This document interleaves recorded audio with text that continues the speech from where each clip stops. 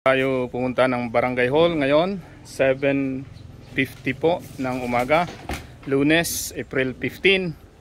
Ay video muna natin ang result ng atin pong garden ngayon sa pag-ulan kaninang madaling araw. At tayo po yung nag-pruning din. Ayan, yung mga dahon na mga dilaw-dilaw na ay pinagtatanggal po natin. At naggamas din tayo ng konti, pinagtatanggal natin yung mga damo. Ayan, ito na po yung result. At marami pa rin po tayong sunod na mga anihing patola. 1, 2, 3, 4, 5 at marami pang mga kasunod. Good morning mga kasabwat.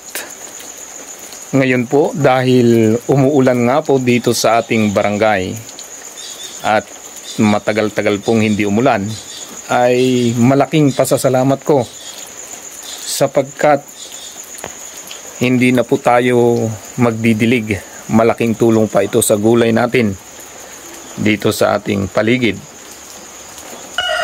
Dahil nasanay ako na produktibo ang madaling araw ko, 4 to 4:30 ay nagigising na po ako, ay hindi ako mapakali na sayang yung oras ko. Hindi na rin lang naman ako makakatulog nito dahil nasanay na nga tayong ganito ang oras.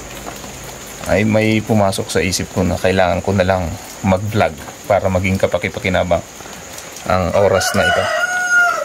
Opo, bakit kailangan nating mag-inspire ng maraming tao?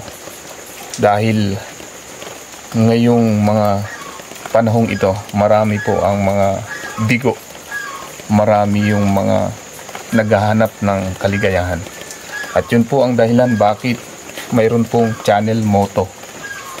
Kaya nga po ang title ng atin pong channel ay channel motto, dahil gusto kong maramdaman ng mga nanonood na hindi para lang sa akin ang channel na ito, ay para sa lahat. Lalo na yung mga taong ang pakiramdam ay hirap na hirap, dinadaan or dumadaan sa pagsubok, ay mabuting mag-subscribe sa channel na to. Bakit? Marahil sa iba't ibang paraan ay magkapareho po tayo. Sapagkat ako po'y, yun nga po, ipinanganak ako sa isang tahanan na hindi uliran. Ang aking magulang, ang aking ama ay lasinggero, sugarol at iba pang mga bisyo. Pero naitaguyod kami. Masipag po ang aking tatay. Kaya yun siguro yung aking namana. Madaling araw pa lang ang aking ama ay nasa bukid na, kahit yun ay lasing sa gabi. At yun ang isang sa gusto kong namana sa aking ama, yung kasipagan. Bagaman yung bisyo ay hindi dapat mamana. Ang atin pong ginagawa araw-araw ay yung mga negatibong bagay ginagawa nating positibo. Kaya nga po kasabwat, ang atin pong tawagan sa ating vlog na ito ay dahil gusto ko yung mga negative tingin natin, katulad yung salitang kasabwat, yan ay pangkaraniwang ginagamit sa mga negatibong bagay. Pero sa mga sandaling ito, gusto kong ipaliwanag sa iyo na yung mga negative nating tingin sa bawat bagay ay positive dapat. Marami kasing mga pagkakataon na dahil sinubok tayo ng matitinding pagsubok ay negative nating tinitingnan ang mundo. Pero hindi po. Ang mundo po ay napakaganda. At tulad ngayon, sinubok tayo sa El Nino. Marahil marami ang mga nagsasabing hindi pwedeng maggulay sapagkat El Nino ngayon, walang tutubo. Pero yun ang linabanan ko at yun yung nais kong ipakita sa mga nakakapanood na hindi dahilan ang El Nino. Bagkus ito po ay isang inspiration na may paraan na kahit El Nino ay pwede tayong magpalago ng mga ganitong mga kalalaking mga gulay, katulad nitong okra na ito na prinoning natin kagabi. Tingnan po naman ninyo, napakaganda ng kanyang mga bunga. Ayan, dahil naanihan na to kahapon, yun, may kasunod, saglit lang po yan, ilang araw lang yan, pwede na namang anihin. At ito, ayan, bukas ay pwede na yan. At banda ron ay mayroon tayong pwedeng anihin. Yun po, kung makikita nyo po yun, malaki po yun. Pong mga talong dito ay gumaganda na at parang bulaklak na nga po ito. Ayan, may bulaklak na po siya. Ayan. At hinihintay na lang natin ang pagbunga. Ang ating mga okra na ating prinuning, tanggal po ang maraming dahon dito, ay magaganda na rin po. Naman pong talong dito sa ilalim ng bignay na namumulaklak na po ang itong ating bignay. Ayan. Ayan, hinihintay natin ang paglaki ng mga bunga nito. Ay may talong po akong tinanim dito sa ilalim. Ayan, utay-utay na rin pong lumalaki.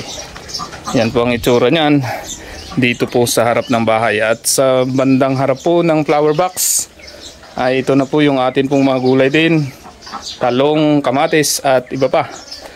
At dadako naman po tayo dito. Ayan, ito pong kalabasa natin ay madami rin po tayong tinanggal dito ng mga dahon. Hopefully ay matuloy na yung bunga na ating hintayin, kasi malaki na itong kalabasa na to kaso wala pang bunga. Dahil yung tatlong bunga dati ay nahulog na, naging dilaw. At dito po tayo, itingnan nyo po yung atin pong basurahan. Ito na po yung atin mga prinuning, mga dahon at mga talbos na ating pinagtatanggal.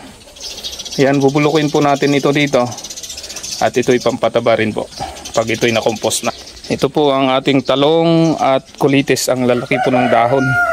Hindi po yan pala talong, yan ay okra. Ayan, mga okra natin at sitaw.